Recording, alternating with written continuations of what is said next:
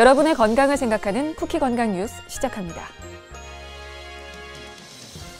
입원 환자의 코로나19 검사 비용에 대한 건강보험이 기존 50%에서 80%로 확대됐습니다. 중앙재난안전대책본부는 병원급 의료기관과 요양시설의 입원 환자와 입소자에 대한 집단 감염 진단 검사의 건강보험 적용 비율을 이같이 확대했다고 전했습니다. 이에 따라 150병상 이상 병원에서 여러 명이 한꺼번에 받는 취약검사의 경우 환자의 본인 부담금이 10,000원에서 4,000원 수준으로 줄고 150병상 미만 병원 등에서 이루어지는 단독 검사비는 약 40,000원에서 16,000원 정도로 낮아졌습니다.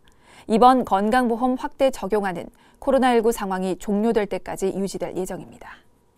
코로나19 바이러스가 유행한 이후 성인 10명 중 4명 이상이 3kg 넘게 몸무게가 늘어난 것으로 나타났습니다. 대한비만학회가 성인 남녀 1,000명을 대상으로 지난해 1월과 올해 3월 몸무게와 생활습관 변화 등을 설문조사한 결과 응답자의 46%가 코로나19 발생 이후 3kg 이상 몸무게가 늘었다고 답했습니다. 체중이 늘어난 요인으로는 87%가 운동 및 활동 감소를 꼽았는데요. 실제로 코로나19 전후 운동량을 묻는 질문에서 주 3, 4회 운동, 주 5회 이상 운동은 각각 28%에서 15%, 15%에서 9%로 감소한 반면 거의 운동을 하지 않는다는 응답자는 18%에서 32%로 크게 증가했습니다.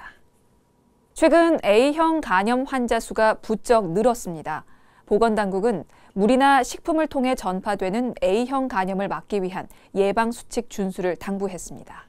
질병관리청에 따르면 올해 17주차, 즉 지난달 24일까지 신고된 A형 간염 환자는 총 1,722명으로 대규모 유행이 일어난 2019년을 제외하고 2012년 이후 같은 기간 환자 수가 가장 많습니다. 질병관리청은 특히 1970년대 이후 출생자는 A형 간염에 대한 면역이 없어 감염 빈도가 높다며 예방접종을 권고했습니다. 또 채소나 과일은 깨끗이 씻어 껍질을 벗겨 먹고 조개류는 90도에서 4분간 열을 가하거나 90초 이상 쪄서 먹어야 한다고 강조했습니다. 최근 온라인 판매가 늘어난 주문 제작 케이크에서 식중독균이나 빵류에 사용할 수 없는 보존료가 확인된 사례가 적지 않은 것으로 조사됐습니다. 식품의약품안전처는 최근 SNS 등에서 인기가 많은 주문 제작 케이크와 케이크 만들기 꾸러미 총 147건을 검사하고 기준, 규격을 위반한 21개 제품에 대해 판매 중단 및 폐기 조치했다고 밝혔습니다. 해당 제품들을 보면 빵류에 사용할 수 없는 보존료가 들어있거나 식중독균이 검출됐고 타르색소가 기준을 초과한 경우도 있었습니다. 척추관절 등의 반복적인 염증이 발생하는 질환, 강직성 척추염인데요. 약물 사용량과 관리 기간을 적절히 조절하면 척추염 상태가 더 나빠지는 것을 최소화할 수 있다는 연구 결과가 나왔습니다. 연세대 강남세브란스병원 류마티스내과 연구팀은 소염 진통제가 통하지 않는 강직성 척추염 환자에게는 종양괴사인자 억제제를 투약하는데 억제제를 감량한 환자 44.6%의 상태가 악화됐다며 억제제를 표준 용량의 60.6% 이하로 줄이지 않으면 악화 사례를 덜 수 있다고 전했습니다. 연구팀은 또 분석 결과 병세가 잘 관리돼 온 기간이 5.3개월 이상인 경우에도 재발 없이 약물을 감량할 수 있는 확률이 높은 것으로 나타났다면서 이 같은 예측 인자를 바탕으로 억제제의 사용을 줄여나가면 의료비나 감염 위험을 감소시킬 수 있을 것이라고 덧붙였습니다.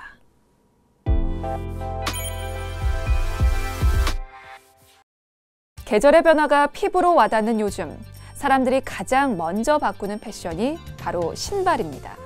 지난 4년 동안 온라인 트렌드 지표를 분석한 결과 블로퍼, 메리제인 슈즈, 남성 스니커즈가 떠오르고 있는데요.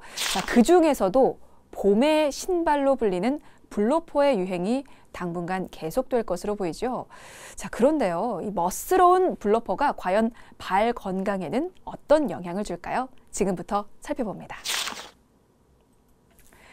지난 2015년부터 많이 알려지기 시작한 블로퍼는 이 앞쪽은 로퍼나 구두처럼 막혀서 발등을 덮지만 뒤축이 없어서 발 뒤꿈치가 드러나는 슬리퍼 형태의 신발을 말합니다.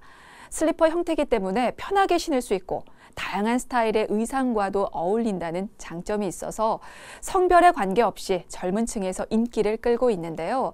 블로퍼처럼 굽이 낮고 발의 아치를 보호하지 못하는 형태의 신발은 발에 무리를 주고 또 여러 족부 질환을 야기할 수 있다고 합니다.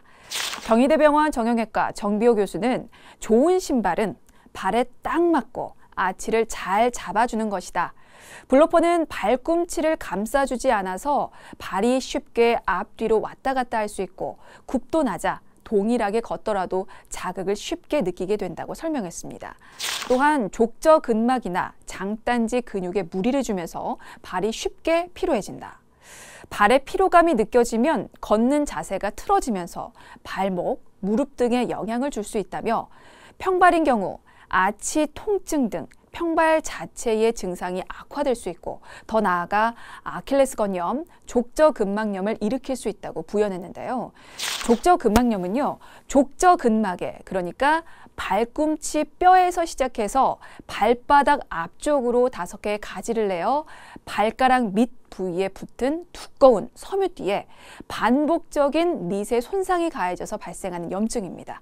조금만 걸어도 발바닥에 통증이 느껴지거나 일어설 때 찌릿한 증상이 계속되는 이 발 뒤꿈치 통증이 나타나는데요. 아킬레스건염 또한 발 뒤꿈치에서부터 증상이 발생합니다.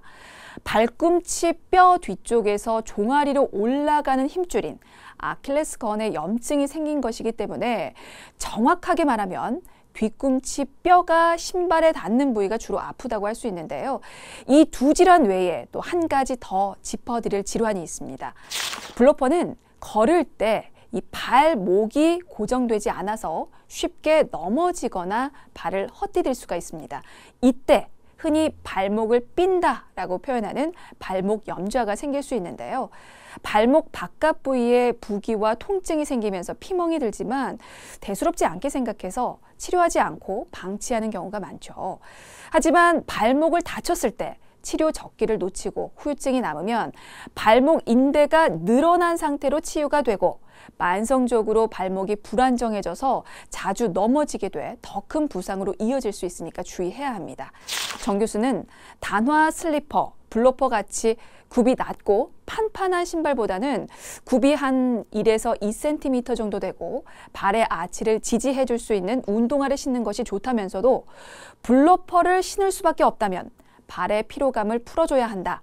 발목 강화 스트레칭이나 마사지, 족욕 등으로 피로와 통증을 없애주는 것이 좋다. 다만 오래 걸어야 하는 상황에서는 블로퍼보다는 운동화를 신는 게 좋다고 말했고요. 이어서 자신의 발에 딱 맞는 것보다 5에서 10mm 정도 여유분이 있고 최대한 자신에게 맞는 편안한 신발을 고르는 게 중요하다고 강조했습니다. 이상 건강톡톡이었습니다.